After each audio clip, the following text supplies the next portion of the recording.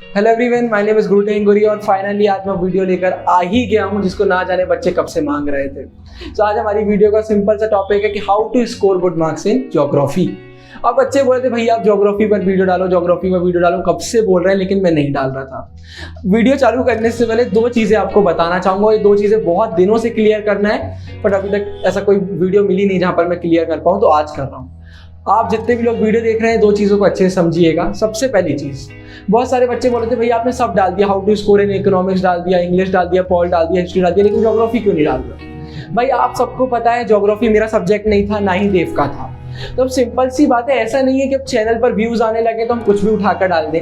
अब अगर हमें ज्योग्राफी पर वीडियो डालना है, हिंदी पर वीडियो डालना है, तो थोड़ा सा रिसर्च करना पड़ता है। अब जैसे आज मैं ज्योग्राफी की वीडियो लेकर आया हूं तो मैंने सैंपल पेपर पढ़े, आपकी बुक पढ़ी, इधर उधर जाकर थोड़ा सा देखा कि जो बच्चों ने टॉप किया ज्योग्राफी में उनने कैसे पढ़ाई करी, सब पूरा मतलब एक डेटा कलेक्ट करते हैं फिर वीडियो बनाकर लेके आ रहे हैं। मतलब अगर वीडियो भाई आ रही है आपके पास तो उसका कुछ फायदा भी तो हो आपको। तो पहला पॉइंट सिंपल ये आता है। इसके दूसरे पॉइंट की बात करें, अब यहाँ पर मैं सिर्फ ज्योग्राफी नहीं और बच्चों से कहना चाहता हूँ जो ये बोलते हैं कि भैया आप सिर्फ पॉलिटिकल साइंस, हिस्ट्री और सोशियोलॉजी डालते हो, बाकी सब्जेक्ट क्यों नहीं डालते? चैनल पर आएंगे कि नहीं आएंगे? भाई चैनल पर सारे सब्जेक्ट आएंगे, हम आपको सारे सब्जेक्ट बिंदास तरीके से पढ़ा सकते हैं, लेकिन एक छोटी सी प्रॉब्लम ये है कि सिर्फ दो हाथ है।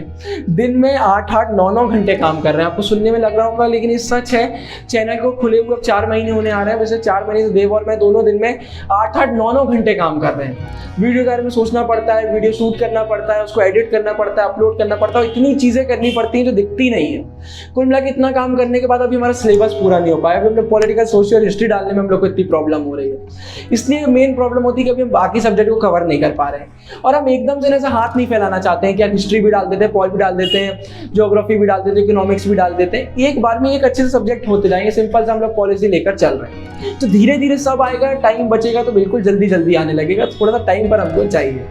अब सीधे वीडियो को चालू करते हैं। तो हमारा सिंपल सा आज हम बात करने वाले हैं यार कि ऐसे कौन सी 5 चीजें जो आप करोगे तो आपका 100% ज्योग्राफी का रिजल्ट सुधरेगा।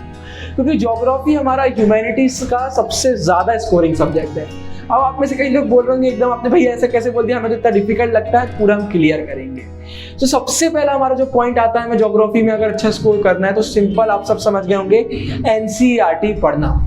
ज्योग्राफी के लिए कोई और बुक से आपको नहीं पढ़ना है, मात्र एनसीईआरटी एक बुक है जो आपको 100 में से 100 दिलवाएगी। कम से कम 2 बार आपको एनसीईआरटी पढ़ना है। एनसीईआरटी पढ़ते चलो ज्योग्राफी की। एक बार क्वेश्चन आंसर छोड़ दो लेकिन एनसीईआरटी नहीं छूटना चाहिए। ज्योग्राफी की अगर आपको एनसीईआरटी अच्छे से बन रही है तो बोर्ड में आपसे सारे आंसर बनने वाले हैं।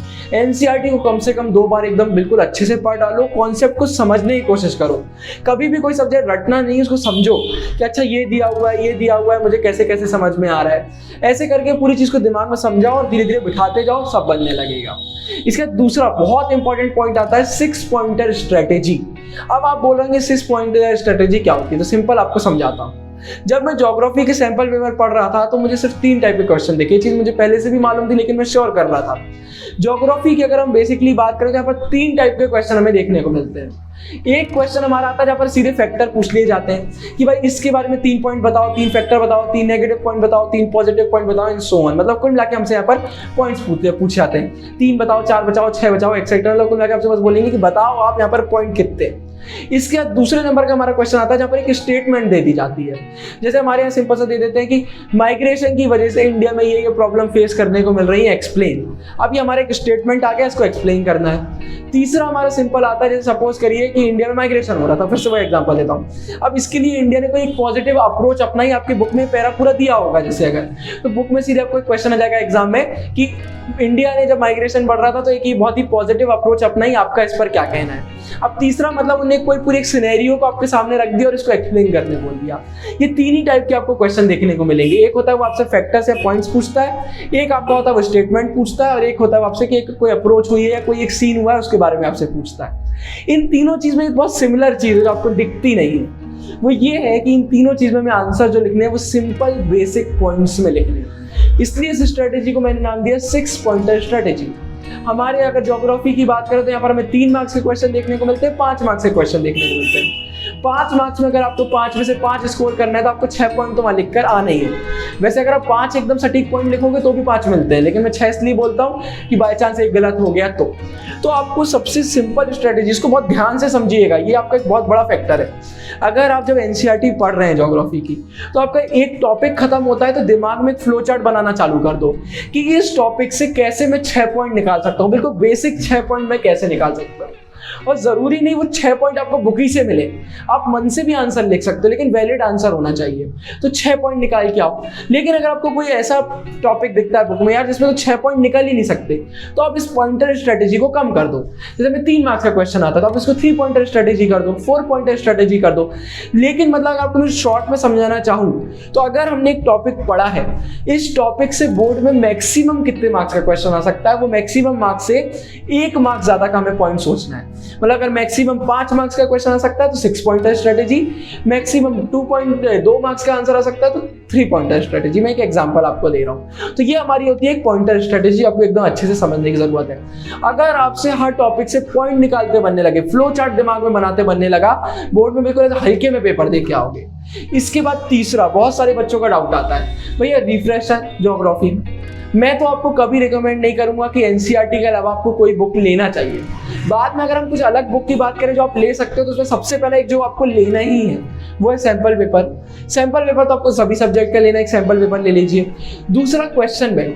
क्वेश्चन बैंक में ज्योग्राफी में रिकमेंड नहीं करूंगा, लेकिन अगर कोई ऐसे बच्चे हैं जिन्हें ज्योग्राफी बहुत ही ज्यादा डिफिकल्ट लग रहा है तो वो क्वेश्चन बैंक ले सकते हैं। अब बच्चों का बहुत बड़ा सवाल होता है कौन सा क्वेश्चन बैंक लिया जाए। भाई सिंपल सी बात है, क्वेश्चन बैंक का आप जब भी कोई भी कंपनी कोई भी ब्रांड का आप क्वेश्चन बैंक लेंगे, बाहर एक कवर होता है, कवर में सब चीज क्लियर लिखी होती है। एक सिंपल सा बेसिक अच्छा क्वेश्चन बैंक वो होता है जिसमें समरी सही दी हुई है, साथ ही साथ उसमें पिछले 5 साल पिछले 10 साल के क्वेश्चन दिए हुए हैं जो बोर्ड में आए हुए हैं।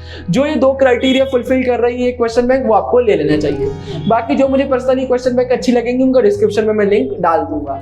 तो ये हमारा आता है, लेकिन मैं इसमें क्वेश्चन बैंक रिकमेंड नहीं करूंगा अगर आपको एनसीईआरटी इजी लग रही है। लेकिन सैंपल पेपर तो आपको लेना ही है, कोई भी अच्छा सा सैंपल पेपर आप ले सकते हैं। इसका चौथा इंपॉर्टेंट पॉइंट आता है मैप्स। इसमें 10 मार्क्स का मैप आता है ज्योग्राफी में। तो ज्योग्राफी में मैप को तो हम नहीं छोड़ सकते, मैप हमें बहुत करना है। लेकिन सबसे बड़ी प्रॉब्लम है बच्चे बोलते हैं मैप याद नहीं होता। और ये जो 10 बच्चे बोलते हैं ना मैप याद नहीं होता, इनमें से 9 बच्चों ने कभी मैप को याद करने का ट्राई भी नहीं करा। तो सिंपल मैं ये बोलना चाहता हूँ कि जो चीज़ आपने कभी ट्राई नहीं करी उसको आप कैसे बोल देते हो कि वो चीज़ पॉसिबल नहीं है। मैं आपको एक सॉलिड ट्रिक बताता हूँ जो मैंने फॉलो करी थी मैप के लिए। सिंपल सा ये है कि मैप जब आप पढ़ रहे हो, एक मैप खरीद के लाओ, उस मैप में आपके बुक के जितने भी क्वेश्चन मैप रिलेटेड है सारे लिख दो, खुद से लिखो सारे। आप उसको स्टिक कर दो वॉल पर और उसको डेली से एक बार नजर मारो और पढ़ो। मतलब ये आपने जहां 1 हफ्ते किया, मतलब देखा पढ़ा हटाया, देखा पढ़ा हटाया, आपको अपने आप मैप याद होने लगेगा। आज की डेट में मुझे अब एग्जाम भी हो 1 साल से ज्यादा हो गया, लेकिन मुझे हिस्ट्री के बहुत सारे एरियाज मालूम मैप में कि इसका आंसर कहाँ आएगा। तो मैं भी यही करता था, मैंने एक मैप बना लिया था, उसको देखता रहता था। जब आप बार बार मैप को देखने लगोगे ना तो दिमाग में एक इमेज फॉर्म हो जाती है मैप की, तो आंसर बड़े ईजी हो जाते हैं। ये करो, फिर साथ ही साथ आप थोड़ा सा मैप की स्टडी करना चालू करो। जैसे आपसे बोलते हैं कि ऑयल की रिफाइनरी सबसे बड़ी कहाँ पर है इंडिया में, तो एक सिंपल जीके वाला क्वेश्चन हो गया, आपको क्वेश्चन का आंसर बनना चाहिए, आपको एग्जाम में इजी लगने लगेंगे मैप। तो कुल मिलाकर आपको बुक का नॉलेज भी होना चाहिए, साथ ही साथ जो मैं ट्रिक मैप बता रहा हूँ आपको वो आना चाहिए। तो ये हमारा मैप का आता है। इसका 5th हमारा लास्ट बहुत ही इंपॉर्टेंट पॉइंट आता है, वो है स्मार्ट वर्क। ज्योग्राफी में एक सबसे ज्यादा जरूरत होती है स्मार्ट वर्क की। आप ह्यूमैनिटीज का कोई भी टॉपर निकाल लीजिए, जिनका भी ज्योग्राफी सब्जेक्ट है, तो ज्योग्राफी में हमेशा 100 में से 100 स्कोर करे होते हैं। 100 नहीं तो 99 तो स्कोर करे ही होते हैं। कैसे? इतना बड़ा क्वेश्चन आता है कि बच्चों को ज्योग्राफी इतना डिफिकल्ट लग रहा है तो उसमें इतने ज्यादा लोग स्कोर कैसे कर लेते हैं? उन लोग दिन रात पढ़ते रहते हैं क्या? ऐसा कुछ नहीं है कि स्मार्ट वर्क करते हैं। पहला स्मार्ट वर्क जो मैंने आपको बताया पॉइंटर स्ट्रेटेजी, 6 पॉइंटर स्ट्रेटेजी, ये एक स्मार्ट वर्क का पार्ट हुआ। अगर आपने इतने बड़े टॉपिक के 6 पॉइंट दिमाग में फ्रेम कर लिए तो आपको बोर्ड में कैसे इसका आंसर नहीं बनेगा? ये एक स्मार्ट वर्क हो गया। दूसरा स्मार्ट वर्क सिंपल यही करते हैं हम लोग कि भाई ज्योग्राफी में देखते हैं कि कैसे क्या करके हम इजीली कोई चीज़ को अच्छे से पढ़ सकते हैं। मतलब कोई टॉपिक पढ़ा, सबसे पहले इस टॉपिक को आप इमेजिन करो मन में कि यार इससे कितना ज़्यादा क्वेश्चन बोर्ड में आ सकते हैं, इसकी आने की चांसेस कितनी है। जिस क्वेश्चन का ऐसा लगता है कि यार ये 5 मार्क्स में आने की फुल गारंटी है, उसके 5 पॉइंट एकदम 6 पॉइंट बिल्कुल रट लो। ये कैसा लगता है यार ये ज़्यादा से ज़्यादा 3 मार्क्स में आएगा, तो उसके 3 मार्क्स के हिसाब से प्रिपरेशन आप करो। ऐसा एक प्रिपरेशन करना पड़ता है। और स्मार्ट वर्क में सबसे बड़ी चीज़ ज्योग्राफी में ये आती है कि जैसे आज मैं सैंपल पेपर पढ़ रहा था ज्योग्राफी के, उसमें अगर मैंने दिमाग में सोचा कि आज मुझे अगर कोई एग्जाम के लिए बिठा दे कि मैं ज्योग्राफी पढ़ूं, और मैंने अगर बुक भी नहीं पढ़ी होगी तो मैं कुछ ना कुछ तो ज्योग्राफी में लिख लिख ही दूंगा। इसलिए मैंने बोला था ज्योग्राफी बहुत ही एक स्कोरिंग सब्जेक्ट है, क्योंकि इसमें ऐसे क्वेश्चन आंसर आते हैं जिसका अगर आपको नॉलेज नहीं है फिर भी आप कुछ लिख सकते हो। हिस्ट्री हो गया, मोस्टली पॉलिटिकल साइंस के भी बहुत सारे चैप्टर हो गए, अगर आपको उनका नॉलेज नहीं तो आप नहीं लिख सकते। अगर आपको कोल्ड वॉर के बारे में बिल्कुल आइडिया नहीं है आप नहीं लिख सकते, अगर आपको हिस्ट्री का नॉलेज नहीं है आप नहीं लिख सकते। लेकिन ज्योग्राफी में अर्बन सेटलमेंट का क्वेश्चन आ गया तो कुछ तो लिख दोगे ना अर्बन सेटलमेंट का। तो अगर आपने बुक अच्छे से पढ़ी हुई है तो मतलब आपको बुक का नॉलेज भी है, और अगर आप बाहर का अच्छा नॉलेज रखते हो रिसेंट का तो आपको बोर्ड में बड़ी हेल्प है, बोर्ड में बहुत ज्यादा एक हेल्प मिलेगी। मतलब सिंपल एग्जांपल है, जहां मैं बोल रहा हूँ 6 पॉइंटर स्ट्रेटेजी, आपको 10-10 पॉइंट दिमाग में रहने लगेंगे। तो इसे बोलते हैं स्मार्ट वर्क, मतलब कैसे एक हम इजीएस्ट वे में एक अच्छा चीज कर सकते हैं इफेक्टिव एकदम। तो ये 5 चीजें आती हैं जो अगर आपने अच्छे से फॉलो कर ली तो ज्योग्राफी में तो आग लगनी ही है। बहुत ही स्कोरिंग सब्जेक्ट है, आपको अभी डिफिकल्ट लग रहा होगा, लेकिन अगर आपने प्रिपरेशन अच्छे से किया तो बोर्ड का पेपर देखोगे तो हंसी आने वाली है कि भाई सब बन रहा है मुझसे। इसी नोट के साथ इस वीडियो को खत्म करता हूँ। आई होप आपको वीडियो अच्छी लगी होगी। अगर वीडियो अच्छी लगी तो वीडियो को लाइक कीजिए, चैनल को सब्सक्राइब कीजिए। कोई और टॉपिक पर वीडियो चाहिए तो कमेंट बॉक्स जिंदाबाद। बाकी मैं मिलता रहूंगा वीडियो में, तब तक के लिए signing off, good time, bye bye.